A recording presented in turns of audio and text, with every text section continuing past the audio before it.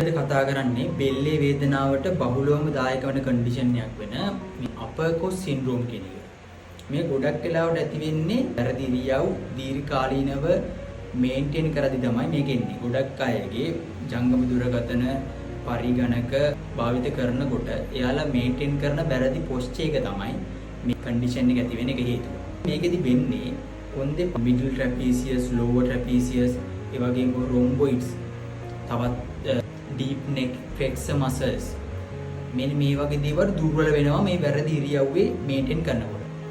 මේක පවත්වා ගන්න මේ දුර්වල මාංශ පේශි නිසා බෙල්ලේ තියෙන levator scapula ඒ වගේම upper trapezius තවත් සමහර අයගේ pectoralis muscles, chest muscles මේවා trigger points formation වෙන්න පුළුවන්.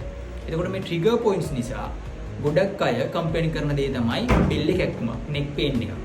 එතකොට මෙන්න මේ தත්ත්වය හරියට හඳුනාගෙන ප්‍රතිකාර කරේ නැති වුණොත් cervical spondylosis, cervical radiculopathy වගේ කන්ඩිෂන් ඇතිවීමේ හැකියාවක් තියෙනවා මේ කන්ඩිෂන් එක හරියට ප්‍රතිකාරයක් නොගත්තොත්.